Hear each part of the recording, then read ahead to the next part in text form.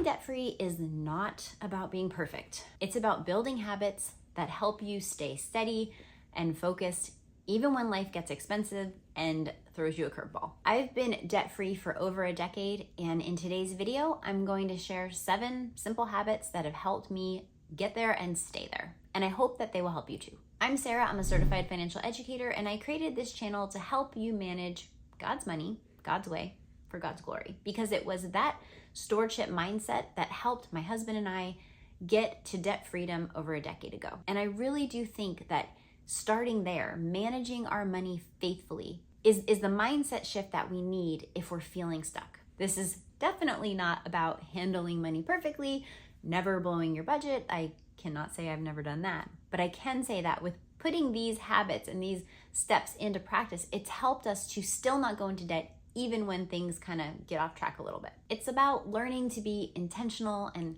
living below your means, finding contentment where you're at, and trusting that God will help you and provide for you. If this sounds like the kind of mindset, the kind of content that would encourage you in your debt-free journey, please consider subscribing for new videos every week. And if you would take a quick minute to hit that like button, that also would really help the channel, and I'd greatly appreciate it. All right, habit number 1 is I always make a budget. I never skip this step.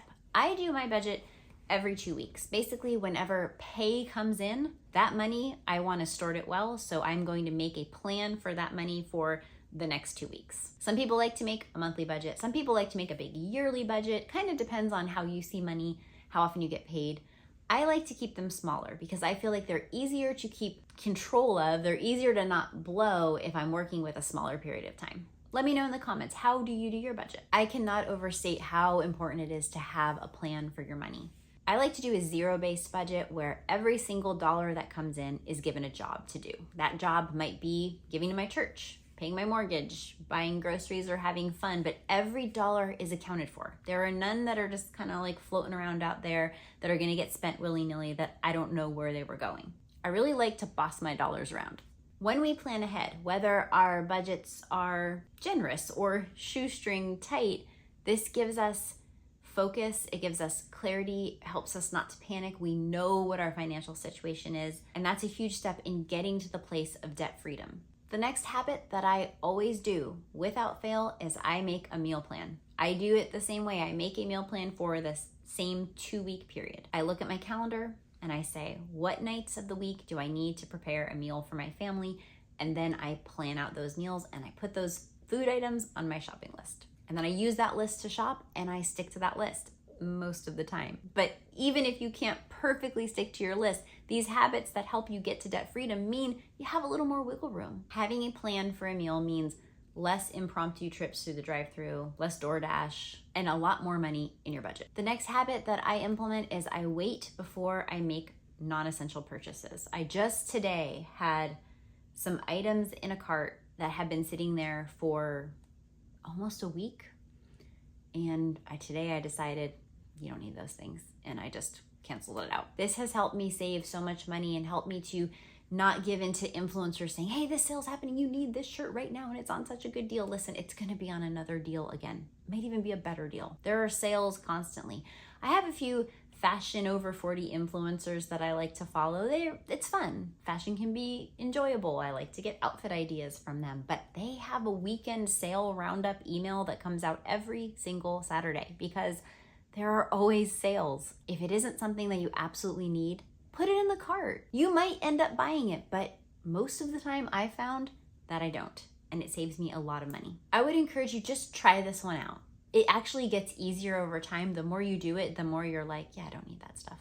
This step helps you be more intentional with your spending, and also helps to prevent that emotional spending that is so easy to do when you're being influenced by social media or the world. The 4th habit I implement all the time is I really like to look for things secondhand before I buy brand new, depending on what it is. I love a good antique mall, thrift store run, Facebook Marketplace, even some eBay. I've gotten designer clothing items for pennies on the dollar that way. The majority of the furniture in my home has been DIY'd or revamped from a thrift store or an antique mall, rather than just the packaged stuff that Target has or IKEA, wherever you might shop, even the higher end places where everybody's house looks the same. I don't like to look for things secondhand just for the sake of being frugal. It's actually kind of fun, the treasure hunting aspect of it, the unique things that you can get. Being part of making something that really fits your home and your personality. Doing projects together as a family or with my husband. It's kind of a thrill finding that good buy. It's also a way that I can practice delayed gratification because I'm not just buying some mass-produced item. I have to wait and find just the right furniture piece for my dining room corner. Or we have to put in the work to build that bed that we want for our bedroom that we're gonna keep forever. It saves us money and it slows down that urge to consumerism and I need to have it now. Living debt-free doesn't mean you never buy things, and it doesn't mean you never buy new things. It just means being wise about how you spend, where you spend, and prioritizing things right. The next habit that has helped us live debt-free for over a decade is we regularly track our spending. This is different than making the budget. That's the plan. But now we need to see, are we sticking to the plan? My husband and I have a shared note in our phones that we have little line items budgeted every 2 weeks. I refresh that and we can see what each other is spending and see where the balances are. There are lots of different ways that you can do this, plenty of different apps and software. You could use pen and paper, whatever works best for you. And if you're married, your spouse, to make sure, are you on the same page? Are you both knowing how much is going out, how much is being spent? Just taking 10 minutes every so often to look over the plan and make sure you know where you are. This can be a game changer. Sometimes it's encouraging to see that we're doing well and we're on track. Sometimes it's convicting and it's a wake-up call and it's like, okay, well now we have to eat only at home for the rest of this budget because we've spent all the money in the food budget, whatever that looks like for you. Definitely keep your eyes on those finances, track your spending. This is gonna help you actually be able to stick to the budgets that you're making. The next habit is one of my favorite ones. It is that we drive older cars that we pay cash for. Long ago, I have stopped caring what people think about the car that I drive. I just love that I don't have a car payment. Now, sure, is my car as flashy as my neighbor with the brand new whatever? No. Do I get kind of excited about technology that might be like a decade old in my car? Maybe. But that's okay because I don't care what other people think. And I just love this practice because it helps us not only save a ton of money, it also helps us to practice contentment. I used to be someone who was embarrassed about the old car that I was driving, or didn't feel like I was measuring up because other people had nicer and newer, but God in his kindness has helped me to overcome that discontentment, that sin, and helped me to just be really happy and thankful with my old car. As long as I have my heated seats for my old back, I'm happy. Having no car payment frees up hundreds of dollars every month. We save money on our insurance because we can choose how much we want to carry. I love being on team no car payment, and I would like to hear in the comments, how about you? Where do you land on the car payment question? Driving an older car leads me into habit number 7, and that is just simply practicing contentment. We have been so blessed.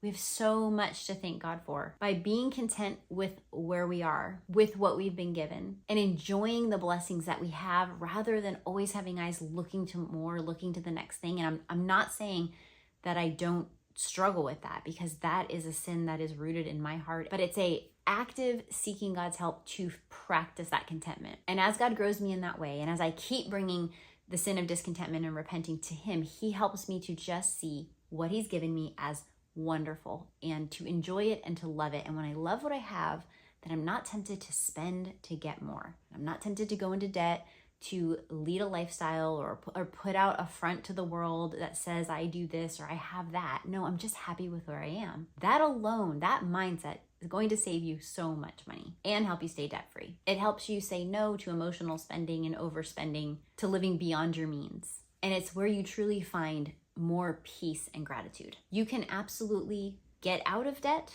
and stay out of debt. It is possible. I've done it myself, and I know that you can too. If you want to talk about how to start paying off the debt that you have, click over into this video next, and I will see you over there.